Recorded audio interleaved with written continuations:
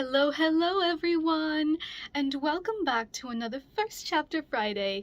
Today we will be reading the first chapter of The Secret of Platform 13, written by Eva Ibbotson, illustrated by Sue Porter, and published by Dutton Children's Books, New York.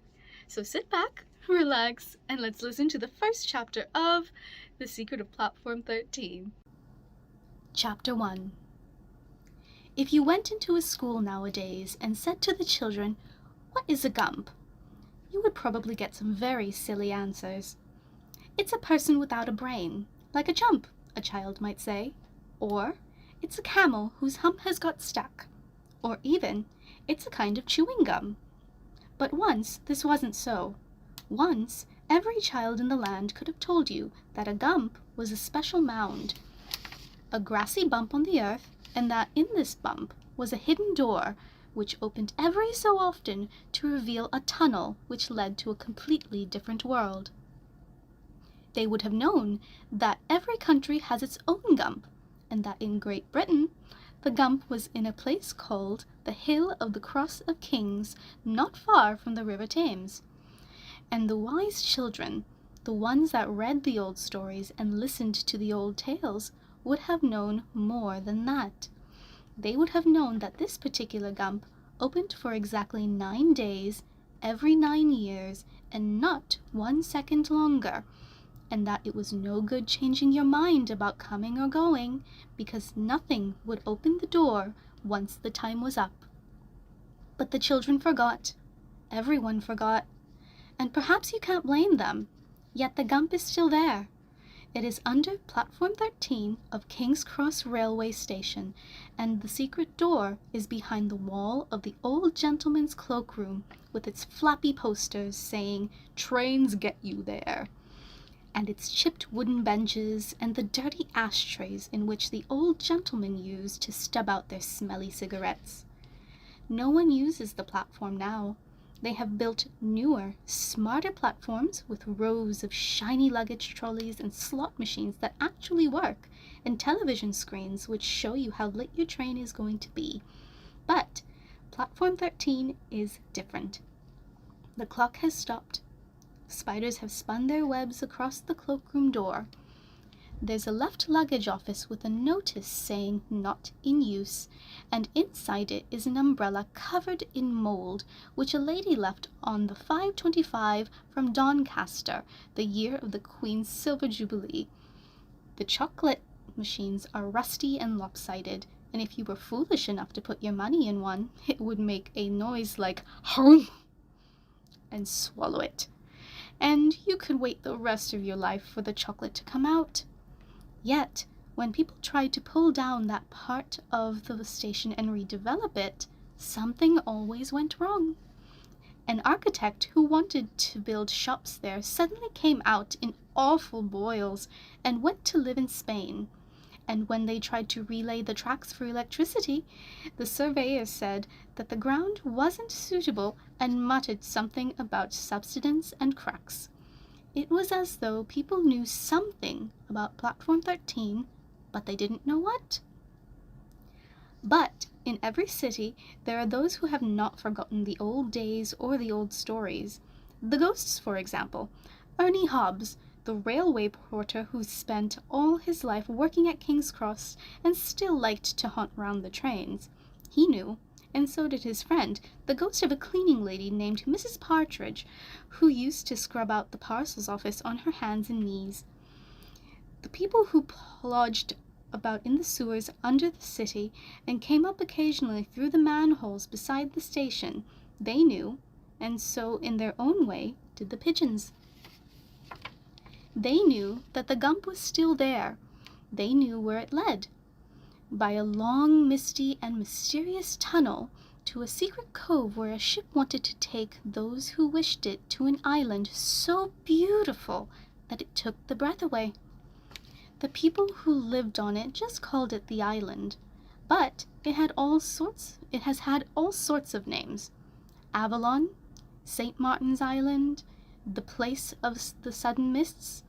Years and years ago, it was joined to the mainland, but then it broke off and floated away slowly westward, just as Madagascar floated away from the continent of Africa. Islands do that every few million years. It is nothing to make a fuss about. With the floating island, of course, came the people who were living on it. Sensible people who mostly understood that everyone did not have exactly 2 arms and legs, but might be different in shape and different in the way they thought. So they lived peacefully with ogres who had 1 eye, or dragons, of whom there were a lot about in those days. They didn't leap into the sea every time they saw a mermaid comb her hair on a rock. They simply said, "Good morning." They understood that the Ella women, who had hollow backs and hated to be looked at on a Saturday, and that if trolls wanted to wear their beards so long that they stepped on them every time they walked, then that was entirely their own affair. They lived in peace with the animals too. There were a lot of interesting animals on the island, as well as ordinary sheep and cows and goats. Giant birds who had forgotten how to fly and laid eggs the size of kettle drums, and brolicans like blobs of jelly with dark red eyes, and seahorses with manes of silk that galloped and snorted in the waves. But it was the mist makers that the people of the island loved the most. These endearing animals are found nowhere else in the world. They are white and small, with soft fur all over their bodies, rather like baby seals, but they don't have flippers. They have short legs and big feet, like the feet of puppies.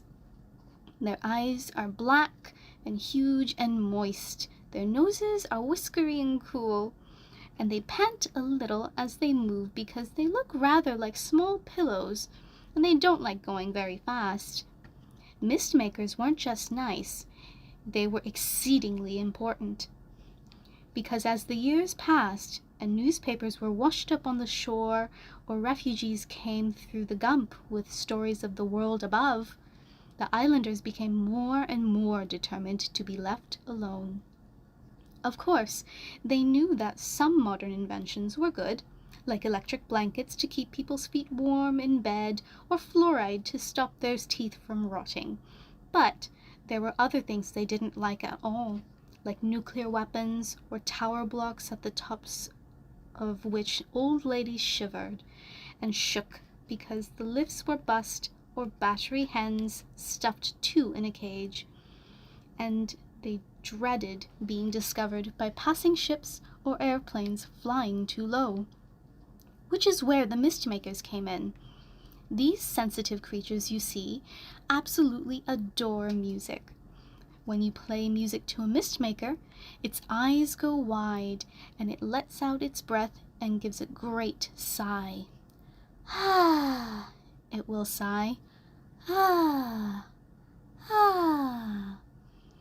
And each time it sighs, mist comes from its mouth, clean, thick, white mist which smells of early morning and damp grass. There are hundreds and hundreds of mist makers lolloping over the turf or along the shore of the island, and that means a lot of mist. So when a ship was sighted, or a speck in the sky might be an airplane, all the children ran out of school with their flutes and their trumpets and their recorders and started to play to the mist makers, and the people who might have landed and poked and pried only saw clouds of whiteness and went on their way. Though there were many unusual creatures on the island, the royal family was entirely human, and always has been. They were royal in the proper sense, not greedy, not covered in jewels, but brave and fair. They saw themselves as servants of the people, which is how all good rulers should think of themselves, but often don't. The king and queen didn't live in a golden palace full of uncomfortable gilded thrones which stuck into people's behinds when they sat down, nor did they fill the place with servants who fell over footstools from walking backward from their majesties. They lived in a low white house on a curving beach of golden sand studded with cowrie shells, and always, day or night, they could hear the murmur and slap of the waves and the gentle soughing of the wind. The rooms of the palace were simple and cool. The windows were kept open so the birds could fly in and out. Intelligent dogs lay sleeping by the hearth. Bowls of fresh fruit and fragrant flowers stood on the tables, and anyone who had nowhere to go, orphaned little hags or seals with sore flippers, or wizards who had become depressed and old, found sanctuary there. And in the year 1983, when the Americans put a woman into space, the Queen, who was young and kind and beautiful, had a baby, which is where this story really begins. The baby was a boy, and it was everything a baby should be, with bright eyes, a funny tuft of hair, a button nose, and interesting ears. Not only that, but the little prince could whistle before he was a month old. Not proper tunes, but a nice peeping noise like a little bird. The Queen was absolutely besotted about her son, and the King was so happy that he thought he would burst, and all over the island the people rejoiced, because you can tell very early how a baby is going to turn out, and they could see that the prince was going to be just the kind of ruler that they wanted.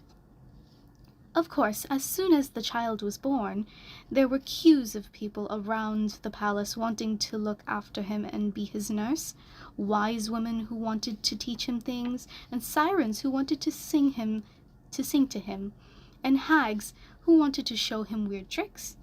There was even a mermaid who seemed to think she could look after a baby, even if it meant she had to be trundled around the palace in a bath on wheels. But although the Queen thanked everyone most politely, the nurse she chose for her baby was an ordinary human. Or rather, it was 3 ordinary humans, triplets, whose names were Violet, Lily, and Rose. They had come to the island as young girls and were proper trained nursery nurses who knew how to change nappies and bring up wind and sieve vegetables, and the fact that they couldn't do any magic was a relief to the Queen, who sometimes felt she had enough magic in her life. Having triplets seemed to her a good idea, because looking after babies goes on night and day, and this way there would always be someone with spiky red hair and long nose and freckles to soothe the prince and rock him and sing to him. And he wouldn't be startled by the change, because however remarkable the baby was, he wouldn't be able to tell Violet from Lily or Lily from Rose. So the 3 nurses came, and they did indeed look after the prince most devotedly, and everything that went beautifully, for a while. But when the baby was 3 months old, there came the time of the opening of the gump, and after that, nothing was ever the same again. There was always excitement before the opening. In the harbor, the sailors made the 3-masted ship ready to sail to the secret cove. Those people who wanted to leave the island started packing and said their goodbyes, and rest houses were prepared for those who would come the other way. It was now that homesickness that began to attack Lily and Violet and Rose. Homesickness is a terrible thing. Children at boarding school sometimes feel as though they're going to die of it. It doesn't matter if what your home is like. It's yours, and that matters. Lily and Violet and Rose loved the island, and they adored the prince, but now they began to remember the life they had led as little girls in the shabby streets of North London. "Do you remember the bingo halls?" asked Lily. "All the shouting from inside when someone won? And Saturday night at the Odeon with a bag of crisps?" said Violet. "The clang of the fruit machines in Patty's parlor," said Rose. They went on like this for days, quite forgetting how unhappy they had been as children, teased at school, never seeing a clean blade of grass, and beaten by their father. So unhappy that they'd taken to playing in King's Cross Station, and had been there when the door had opened in the gump and couldn't go through it fast enough. "I know we can't go up there," said Lily, "not with the prince to look after, but maybe their majesties would let us sail with the ship and just look at the dear old country." So they asked the Queen if they could take the baby prince on the ship and wait with him in the secret cove. and the queen said no. The thought of being parted from her baby made her stomach crunch up so badly that she felt quite sick. It was because she minded so much that she began to change her mind. Was she being one of those awful, drooling mothers who smother children instead of letting them grow up free and unafraid? She spoke to the king, hoping he would forbid his son to go, but he said, "Well, dear, it's true that adventures are good for people even when they are very young. Adventures can get into a person's blood, and even if he doesn't remember having them. And surely you trust the nurses." Well, she did, of course, and she trusted the sailors who manned the ship, and sea air, as everybody knows, is terribly good for the lungs. So she agreed, and had a little weep in her room, and the nurses took the baby aboard in his hand-woven rush basket with its lace-edged hood, and settled him down for the voyage. Just before the ship was due to sail, the queen rushed out of the palace. Her face was white as chalk, and said, "No, no! Bring him back! I don't want him to go!" But when she reached the harbor, she was too late, and the ship was just a speck in the distance, and only the gulls echoed her tragic voice.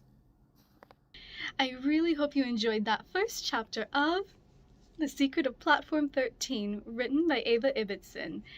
Now, grown-ups, if you would like to check out a copy of this book, you are more than welcome to stop by the children's department, where we have plenty of copies ready to be checked out. If you would like to place a reservation for a copy of this book, you are more than welcome to go online with your library card or call us and we will help you figure that out as well.